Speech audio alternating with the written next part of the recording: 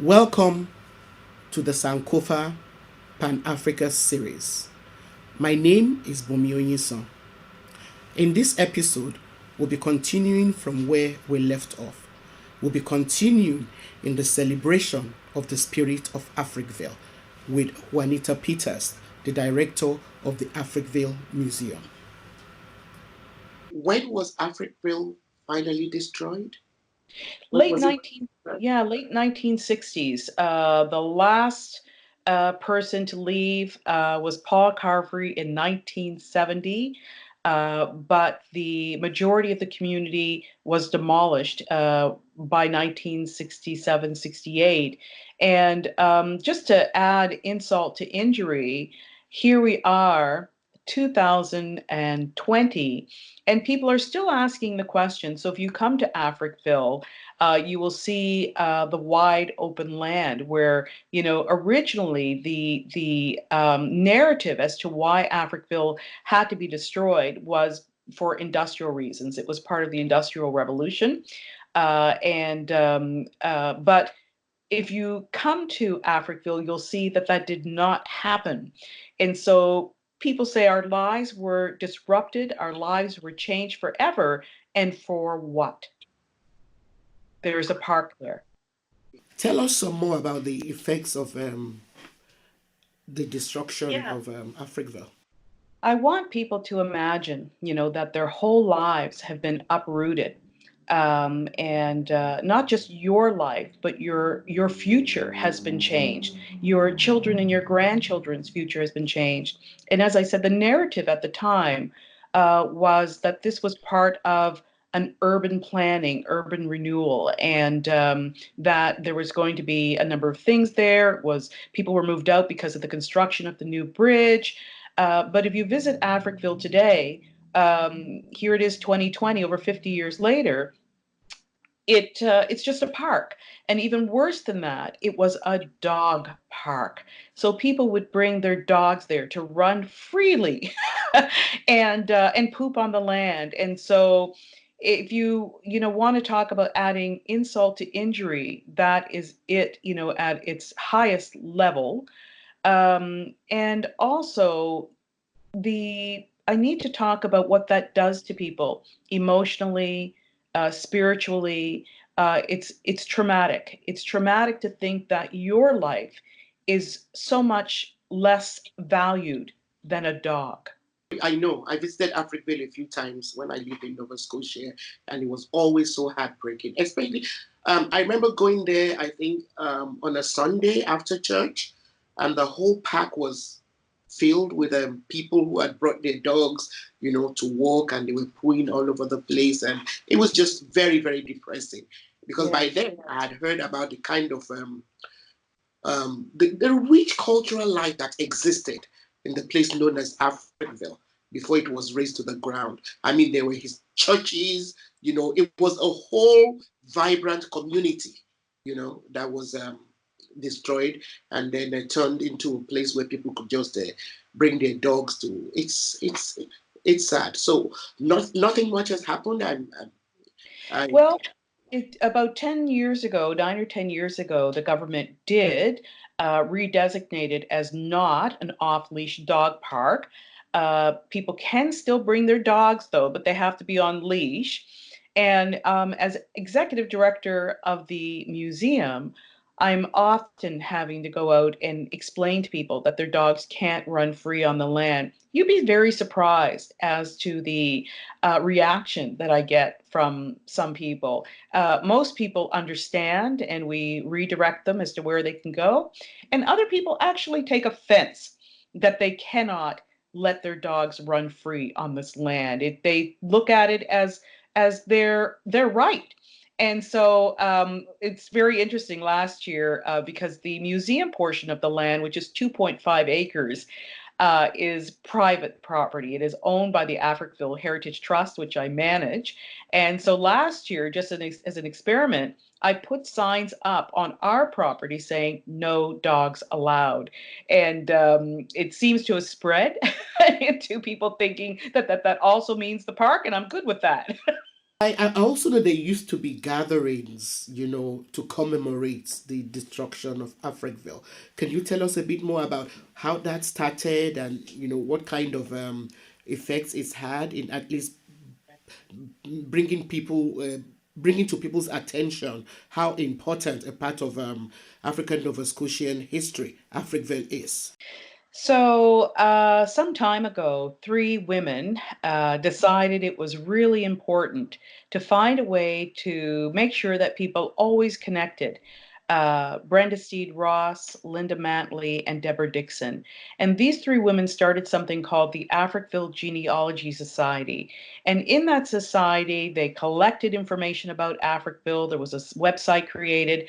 And most importantly, they started something called the Africville Reunion. And that reunion gathers and invites people who are descendants from Africville to come back and be on the land. They pitch their tents for 4 days or up to 10 days every 5 years. And they pitch those tents, those trailers, those motorhomes on the spots where their family home would have been. It's really a very emotional weekend because sometimes what people do is they just want to be there. They just want to be amongst each other and sharing stories and music. They have a number of events as well. The biggest event of the reunion and the most powerful one for me is the finale, the church service.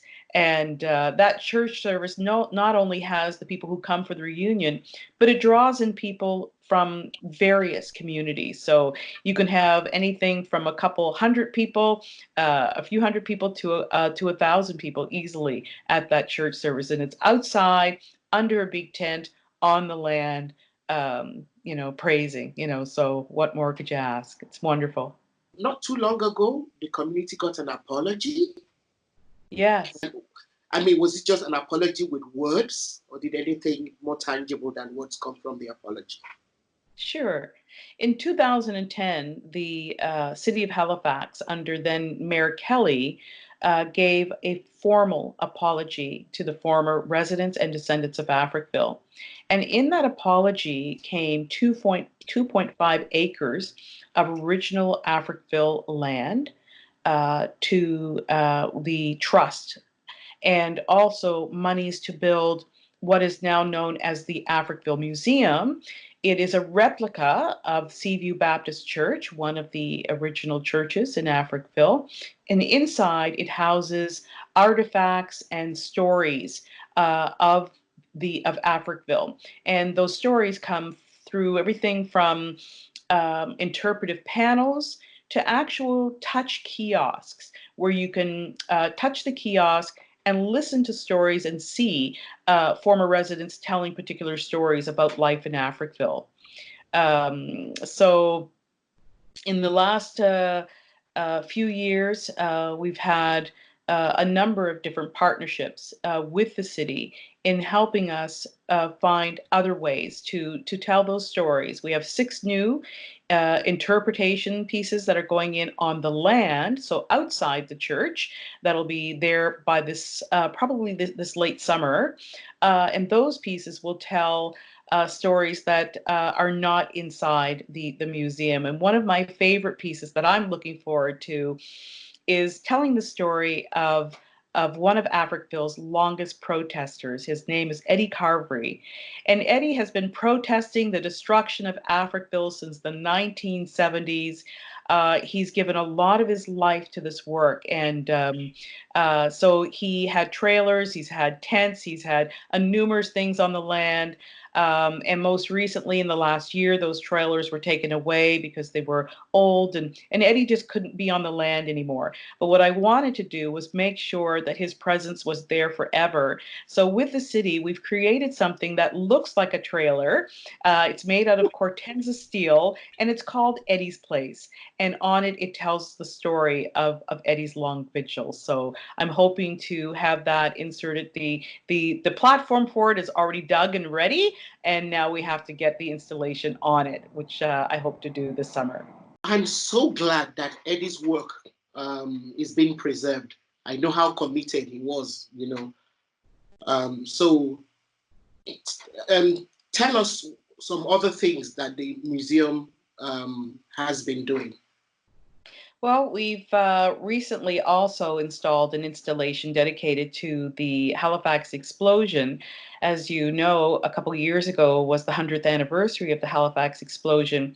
But, researchers will tell you about the relief fund that was given to people after the explosion to help rebuild.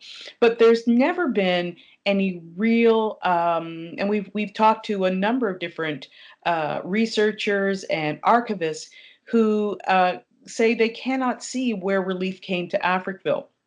And the story, the narrative that was given was that Africville was not affected by the Halifax explosion, which of course could not be true. We know that the full impact did not hit Africville because of the way that the land is situated. But certainly houses, foundations were affected, and also a lot of windows and doors.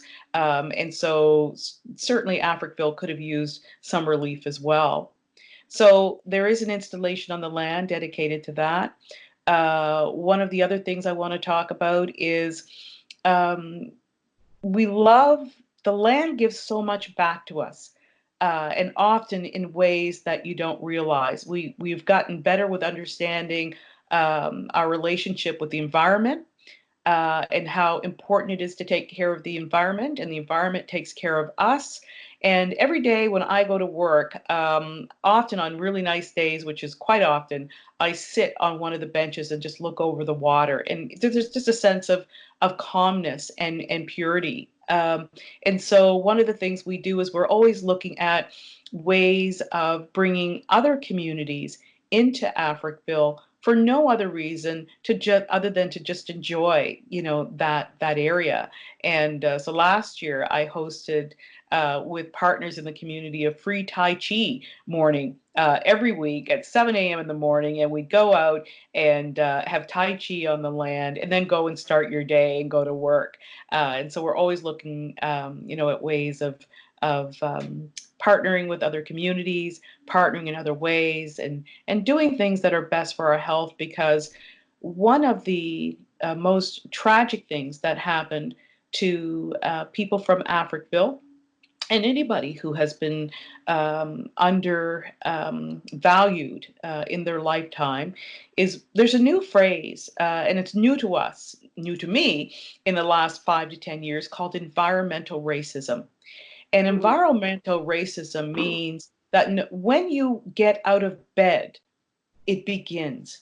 And you think about, how do I wear my hair?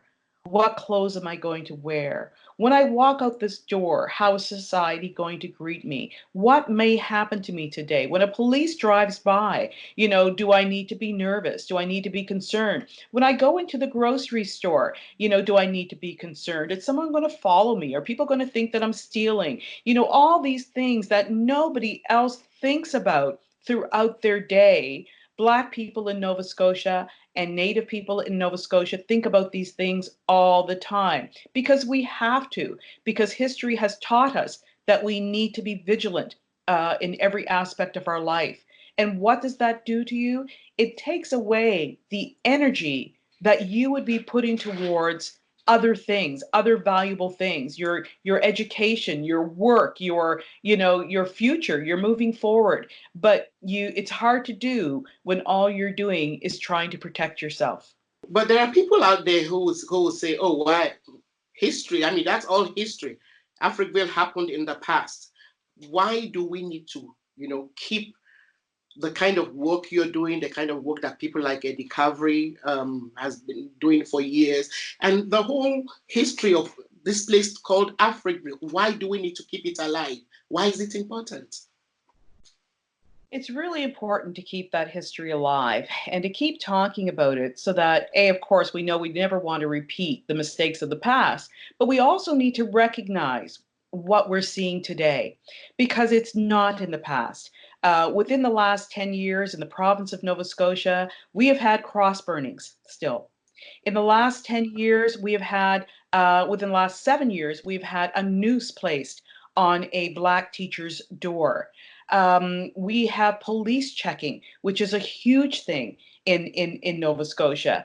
You know, I remember, again, not because I didn't grow up here, I didn't recognize this until someone pointed it out to me, that less than 10 years ago, I was in a grocery store and made a comic phone call to a friend of mine and said, I think this guy is following me.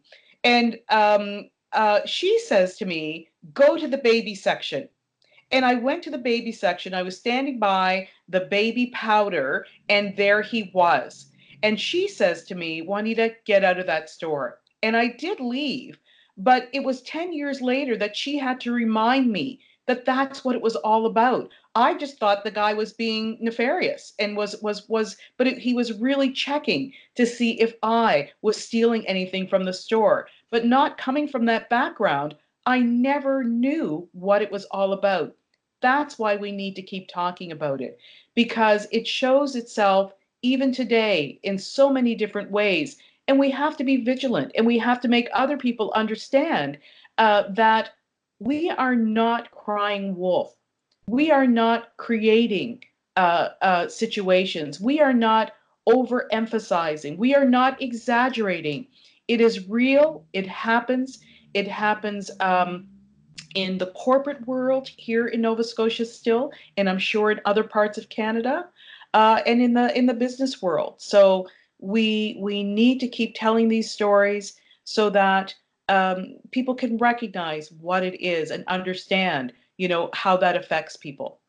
Yeah, and our children need to know, when they're stopped for road checks. Our boys, need to know that there are people who see them as threats. It's just important, for in order for them to be able to kind of even understand a lot of what's going on, that might seem normal or just or because it's happened over and over again, it's become institutionalized. We tend to accept. At least that's my take of it. If we don't know the history of, what's gone on in the past, we're not able to link them to some of the things we're facing today, and then we lose that resource, that we could actually use to strategize, about how to resolve some of the issues we're facing, all around the world today. It's not just in Nova Scotia. I believe it's not by accident that some of the poorest countries in the world happen to be countries where you have a majority of people of Africans as the majority of those populations. It's tied into global politics. I mean, people like Donald Trump don't even hide it. The kind of disdain, in which they hold people of people from the continent of Africa, or even Africans in African Americans. It's so pervasive, Yeah. and I'm and so it's glad great. you mentioned that. I'm so glad you mentioned that because since Trump has been in power, it has given voice to people who would not have dared speak their truth in the last 10, 15, 20 years. And so there's this ugliness that has reared its head all around the world Mm. uh, since Trump has been in power.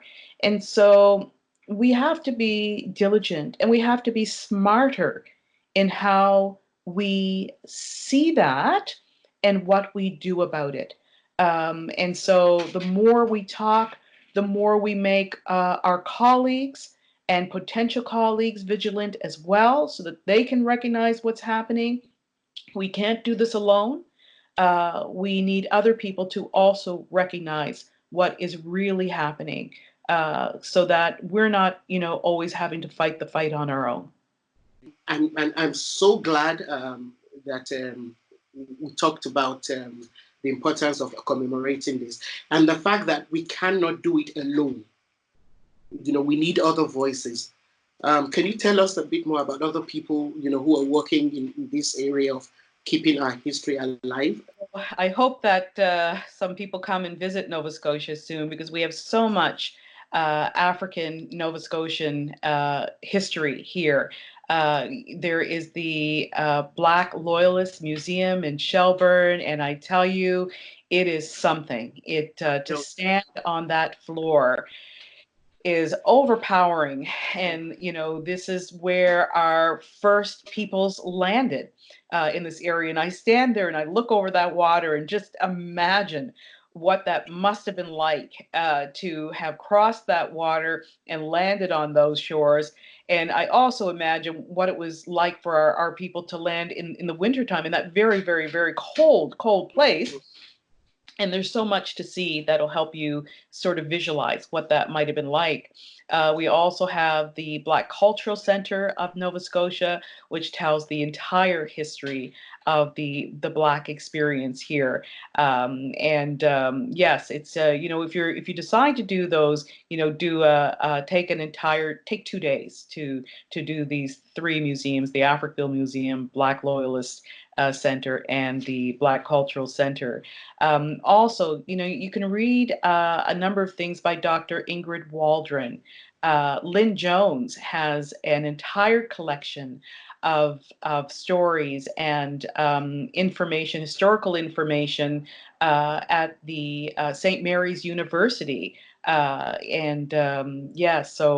those are two resources that you can start with.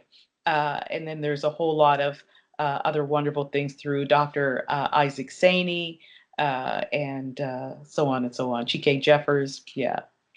One of the things I want to mention is that uh, besides the fact that Africville is remembered for how it was treated by the government of Nova Scotia, one of the things that's really important to note is some of the wonderful things that came out of Africville. Africville was a community that was very self-supportive, and one of the things that especially Black men could do and thrive in was boxing. And actually, George Dixon from Africville, who was born in 1870, was the first ever Black athlete in the entire world to win a world championship in the entire world.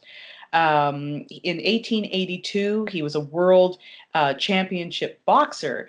And for those of you who are into sports and boxing, if you've ever heard of shadow boxing, which most people have, that is actually attributed to George Dixon.